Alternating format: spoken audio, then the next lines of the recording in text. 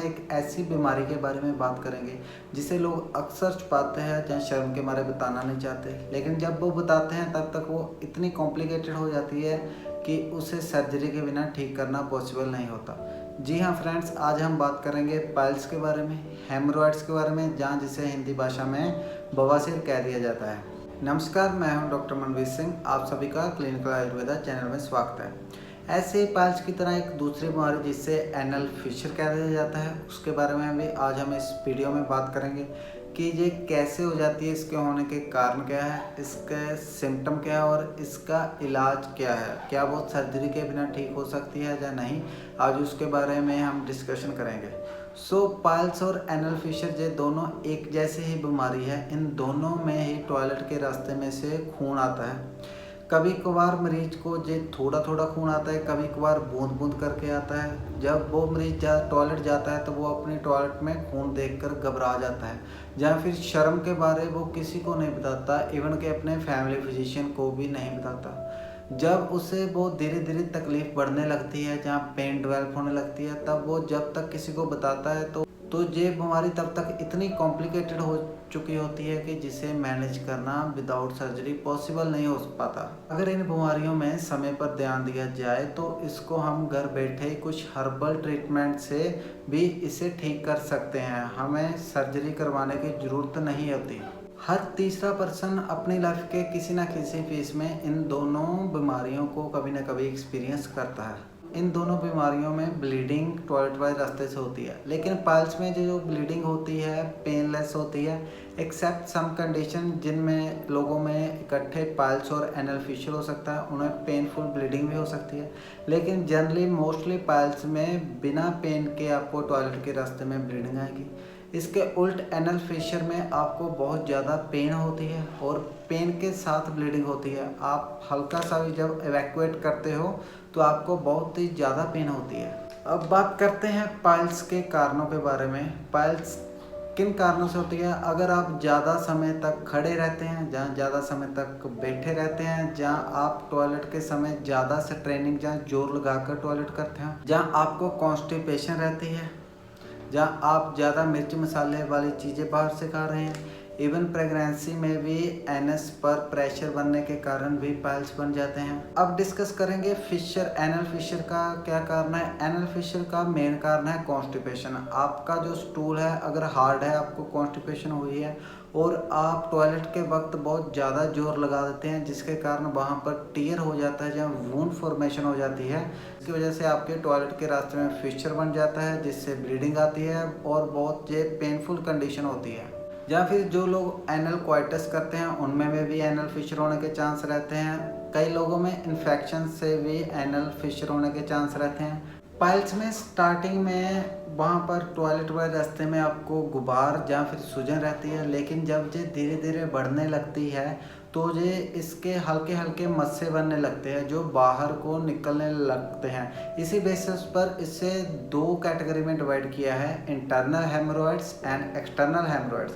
Internal haemorrhoids में आपके जो मस्से है, जहाँ पाइल्स है, पाइल मास वो बाहर तक प्रोट्रूड नहीं होता, आपको टॉयलेट के रास्ते वो बाहर नहीं जाता, लेकिन आपको ऐसा लगता है अंदर कोई गुबार है, जहाँ सूजन है, कुछ अनकंफर्टेबल आपके एनस में आपको फील होता है। जो एक्सटर्नल पाइल्स होते हैं वो आपके टॉयलेट के रास्ते जब एग्जामिनेशन करते हैं तो वो बाहर आने लग जाते हैं। इसके बिना पाइल्स को 4 ग्रेड में डिवाइड किया है। फर्स्ट ग्रेड में आपको एनस के अंदर कुछ ना कुछ गुबार फील होगा, अनकंफर्टेबल फील होगा। अगर वो सेकंड ग्रेड पाइल है तो आपके वो मस्से जहाँ पाइल मास आपका बाहर आएगा, लेकिन जब व्यक्ति खड़ा होगा, पेशेंट खड़ा होगा, तो वो अपने आप अंदर चल जाएगा। थर्ड ग्रेड में वो मास बाहर ही लटका रहेगा, उसे अगर आप पुश करेंगे तो ही अंदर जाएगा। और फोर्थ ग्रेड में आप बेशक उसको पुश कर लो, वो हमेशा बाहर की तरफ ही लटका रहेगा। इसी बेसिस पर ये 4 ग्रेड पाइल्स के हो गए। दूसरी ओर एनल फिशर में भी अगर बार बार ये क्रॉनिक हो जाए, बार बार इंजरी होते रहे, तो वहाँ पर भी एक मस्सा टाइप बन जाता है जिसे एनल टैग कह देते हैं। वो एनल टैग भी आपके एनल रूट से बाहर लटकने लग जाता है और ये कंडीशन बहुत ही पेनफुल रहती है। पाइल्स का जो पेशेंट है वो इजीली एग्जामिनेशन करवा लेता है, लेकिन जो एनल फिशर का पेशेंट है वो डरता है, उसे पेन बहुत होती है, वो एग्जामिनेशन कराने से भी इवन बहुत ज़्यादा डरता है। बात करते हैं हम इसके ट्रीटमेंट के बारे में। अगर तो आपका हेमरोइड फर्स्ट और सेकंड ग्रेड का है तो आप उसको सिंपल घर पर ही कुछ लैक्सेटिव्स लेकर ही उसको ठीक कर सकते हैं।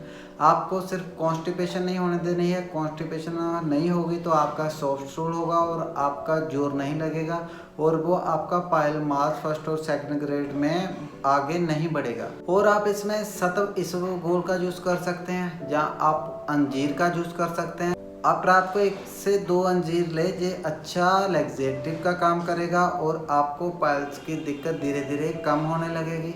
इसके बिना आप खूब पानी पिए और फाइबर रिच फूड खाए, जिससे आपको कभी कॉन्स्टिपेशन ना हो।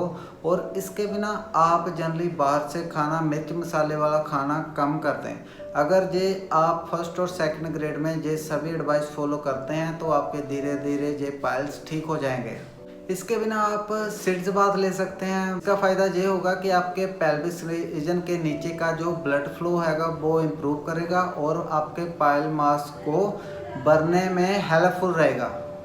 इसके बिना इसमें क्षार सूत्र करते हैं, उसका भी काफ़ी अच्छा रिजल्ट रहता है, जिसे बैरल बैरिंग भी कह देते हैं। अगर आपके 4th ग्रेड पाइल्स हो जाते हैं तो सर्जरी के बिना आपके पास कोई ऑप्शन नहीं है। और इसके बिना अगर मस्से होते हैं, कई बार काट के निकाल दिए जाते हैं। अगर आपके 4th ग्रेड पाइल हो गए हैं तो इसके लिए सर्जरी ही करनी पड़ेगी, जिसे स्टेपलर हेमेरेडेक्टोमी कहा जाता है।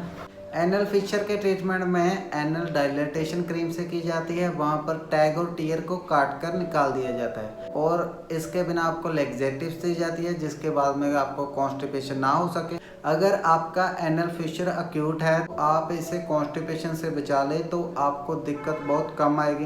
अब हम इसके आयुर्वेदिक ट्रीटमेंट के बारे में बात करेंगे। आप कषाय में इसमें चंदन उशीर आदि कषाय यूज कर सकते हैं, दो प्रकाश आदि कषाय यूज कर सकते हैं, तिक्तम कषाय यूज कर सकते हैं। अगर आपके ब्लीडिंग ज्यादा हो रही है तो आप स्तंभन कर्म के लिए ये पुष्य नगा शीता कषाय यूज कर सकते हैं। ये ब्लीडिंग को रोकने में काफी इफेक्टिव है। चूर्ण में आप पुष्य नग चूर्ण यूज कर सकते हैं, दाड़िम अष्टक चूर्ण का यूज कर सकते हैं। गुलिका में आप किशोर गुगलू यूज कर सकते हैं, लाक्ष आदि गुलिका यूज कर सकते हैं, अर्श कुठार रस यूज कर सकते हैं, टैबलेट पिल्लो सिड यूज कर सकते हैं। कृतम में आप महातिक्त कृतम यूज कर सकते हैं, चंगेरी आदि कृतम यूज कर सकते हैं और बासा कृतम यूज कर सकते हैं। अगर फिर भी ब्लीडिंग नहीं रुक रही है तो आप नाग भस्म 250 mg सुबह शाम ले। इसका ब्लीडिंग में काफ़ी इफेक्टिव रिजल्ट आपको मिल सकता है। पिच्चू में आप मुरबीना आदि का पिच्चू कर सकते हैं और शद्दोदग्रितम का पिच्चू कर सकते हैं। अगर आपको नॉन ब्लीडिंग पाइल्स है तो आप गंधर्वस्थ आदि कषाय का यूज कर सकते हैं, दुष्प्रकाश आदि कषाय का यूज कर सकते हैं। चूर्ण में आप त्रिवृत चूर्ण का यूज कर सकते हैं, अभिपत्तिकर चूर्ण का यूज कर सकते हैं और त्रिफला चूर्ण का यूज कर सकते हैं। गुलिका में आपका काइन का गुलिका का यूज कर सकते हैं और साधारण टैबलेट का यूज कर सकते हैं। लेहम में आप सुकुमार लेहम का यूज कर सकते हैं और दशमूल हरित की लेहम का यूज कर सकते हैं। और घृत में आप चंगेरी आदि घृत का यूज कर सकते हैं, सुकुमार घृत का यूज कर सकते हैं और वरुण आदि घृत का यूज कर सकते हैं।